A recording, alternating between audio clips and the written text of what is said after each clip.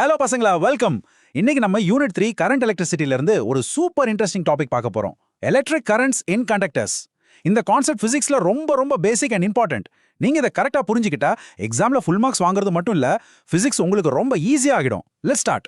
சரி, இப்போ நம்ம டாபிக் உள்ள போவோம். இந்த கேள்வியை கொஞ்சம் யோசிச்சு பாருங்க. ஒரு எலக்ட்ரான் நம்ம பார்க்கறப்போ ஒரு நத்தையை விட ரொம்ப மெதுவா தான் நகரும். அப்படி இருக்கும்போது நம்ம ரூம்ல சுவிட்சை தட்டின உடனே அதே செகண்ட்ல லைட் எப்படி எரியுது? இது ஒரு பெரிய பசில் மாதிரி இருக்குல்ல? வாங்க இன்னைக்கு நம்ம இந்த பசிலை சால்வ் பண்ணிடலாம். இந்த இன்ஸ்டன்ட் லைட் பசில்கே பதில் தெரிஞ்சுக்கணும்னா நம்ம முதல்ல ஒரு காப்பர் ஒயர்க்குள்ள ஆக்சுவலி என்னதான் நடக்குதுன்னு பார்க்கணும். வாங்க பாப்போம். ஸோ ஒரு கண்டக்டருக்குள்ள இருக்கிற ஒவ்வொரு எலக்ட்ரானும் பாத்தீங்கன்னா ஒரே நேரத்துல ரெண்டு விதமான டான்ஸ் ஆடுது. என்ன டான்ஸ் இது? Let's see. முதல் டான்ஸ் பேரு தமல் மோஷன். இது ரொம்ப ஃபாஸ்டா இருக்கும். சும்மா ரேண்டமா அங்கே இங்கேன்னு எல்லா டைரக்ஷன்லயும் ஓடும். ரூம் டெம்பரேச்சர் ஹீட்னால எப்பவுமே நடந்துகிட்டே இருக்கும். ஆனா இம்பார்ட்டன்ட் பாயிண்ட் என்னன்னா, இதனால எலக்ட்ரிக் கரண்ட் வராது. அப்போ ரெண்டாவது டான்ஸ், அதுதான் ட்ரிஃப்ட் மோஷன்.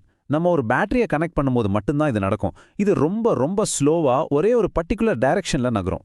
இந்த ஸ்லோவான மோஷன் தான் உண்மையான எலக்ட்ரிக் கரண்ட்டை கிரியேட் பண்ணுது. இதை இன்னும் சிம்பிளா புரிஞ்சுக்கணும்னா ஒரு கிரவுடட் டான்ஸ் ஃப்ளோரை இமேஜின் பண்ணிக்கோங்க. அங்க இருக்கிற மக்கள் தான் நம்ம எலக்ட்ரான்ஸ். அவங்க ரேண்டமா டான்ஸ் ஆடிட்டு இருக்காங்க. இது தெர்மல் மோஷன். இப்போ யாராவது அந்த டான்ஸ் ஃப்ளோரை ஒரு பக்கமா சாய்ச்சா என்ன ஆகும்? இந்த சாய்க்கிறது தான் பேட்டரி கிரியேட் பண்ற எலக்ட்ரிக் ஃபீல்டு. இப்ப பார்த்தா எல்லாரும் அவங்க ரேண்டம் டான்ஸே ஆடிக்கிட்டே மெதுவா அந்த சாஞ்ச பக்கமா ஸ்லைட் ஆகி போவாங்கல்ல, அந்த ஸ்லோவான குரூப்பா நடக்கிற ஸ்லைடு, அதுதான் நம்ம எலக்ட்ரிக் கரண்ட். சிம்பிளா இருக்குல்ல?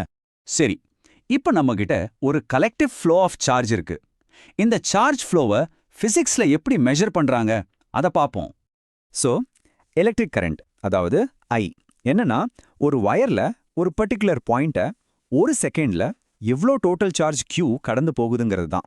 ஃபார்முலா பார்த்தீங்கன்னா I equals Q divided by T. So கரண்ட்டுங்கிறது சார்ஜ் எவ்வளோ ஃபாஸ்டா போகுதுன்னு சொல்றது இல்ல, ஒரு செகண்ட்ல எவ்வளோ சார்ஜ் போகுதுன்னு சொல்றது. Remember, it's about the amount, how much, not the speed, how fast.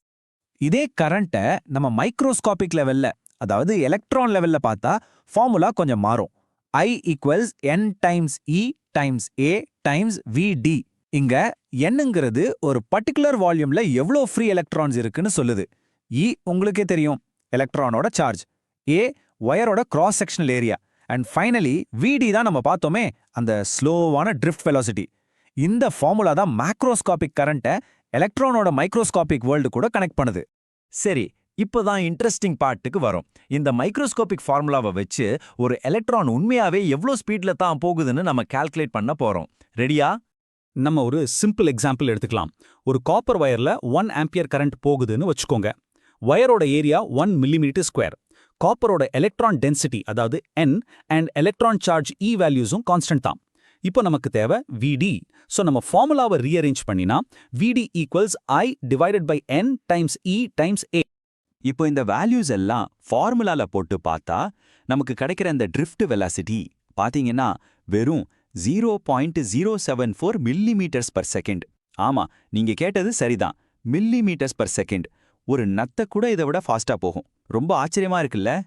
இதனும் கிளியரா சொல்லணும்னா, ஜஸ்ட் இமேஜின், ஒரு சின்ன எலக்ட்ரான் வெறும் 1 மீட்டர் நீளமுள்ள வயரை கிராஸ் பண்றதுக்கு சுமார் 4 மணி நேரம் ஆகும். Unbelievable, right? அப்போ திரும்பவும் அந்த முதல் கேள்வி, எலக்ட்ரான்ஸ் இவ்ளோ ஸ்லோவா இருந்தா நம்ம ஸ்விட்ச் போட்ட உடனே பல்ப் எப்படி எரியுது? How is this even possible? The answer lies here. ரெண்டு விஷயம் இருக்கு, signal and charge careers. Electrons தான் அந்த சார்ஜ் கேரியர்ஸ். அவங்க ஸ்லோ தான், ஆனா நம்ம ஸ்விட்ச் போடும்போது ஒரு எலக்ட்ரிக் ஃபீல்ட் கிரியேட் ஆகும். அதுதான் அந்த சிக்னல். அந்த சிக்னல் ஆல்மோஸ்ட் லைட் ஸ்பீட்ல ஒயர் ஃபுல்லா டிராவல் பண்ணும். இதை ஒரு டாமினோ எஃபெக்டா நினைச்சுக்கோங்க. நம்ம முதல் டாமினோவை தட்டினா அந்த விழுற சிக்னல் வேகமா கடைசி வரைக்கும் போயிடும். ஆனா ஒவ்வொரு டாமினோவும் கொஞ்சம் தூரம் தான் நகரும், ரைட்? அதே மாதிரி தான் எலக்ட்ரிக் ஃபீல்டோட சிக்னல் ஒயர்ல இருக்கிற எல்லா எலக்ட்ரான்ஸையும் இப்ப நகருங்கன்னு ஒரே நேரத்துல சொல்லுது. அதனால தான் லைட் இன்ஸ்டன்டா எரியுது. சரி, இப்போ நம்ம நிறைய விஷயம் கத்துக்கிட்டோம். ஆனா எக்ஸாம்ல மார்க் போகக்கூடாதுல்ல, அதுக்கு சில காமன் மிஸ்டேக்ஸ் அவாய்ட் பண்ணணும். அது என்னன்னு பாப்போம். மோஸ்ட் ஸ்டூடெண்ட்ஸ் செய்கிற ஒரு பெரிய தப்பு கரண்ட்னா எலக்ட்ரானோட ஸ்பீட்னு நினைக்கிறது. இது அப்சல்யூட்லி ராங்.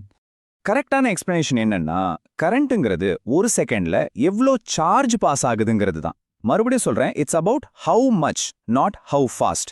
இந்த டிஃபரன்ஸை எப்பவுமே ஞாபகம் வச்சுக்கோங்க. இன்னொரு காமன் டவுட், எலக்ட்ரான்ஸ்லாம் வயர்க்குள்ள போய் யூஸ் ஆகிடுமா, பல்புக்குள்ள போய் காலி ஆயிடுமா அப்படின்னு. அதுவும் தப்பு தான். ஒரு பேசிக் ரூல் ஞாபகம் வச்சுக்கோங்க. Charge is always conserved. ஒரு செகண்ட்ல ஒரு வயருக்குள்ள எவ்வளோ எலக்ட்ரான்ஸ் என்டர் ஆகுதோ அதே அளவு எலக்ட்ரான்ஸ் வெளியே வந்தே ஆகணும். அப்போ என்னதான் யூஸ் ஆகுது? Electrical energy.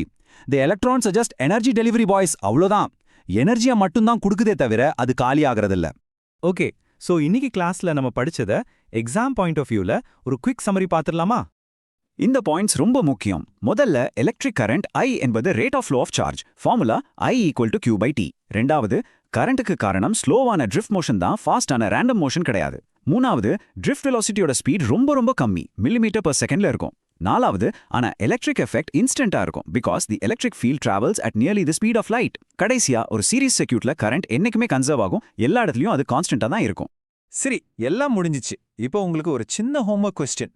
எலக்ட்ரான்ஸும் ஆட்டம்ஸும் மோதிக்கிறதுனால தான் ரெசிஸ்டன்ஸ் வருதுன்னு நம்ம பார்த்தோம்.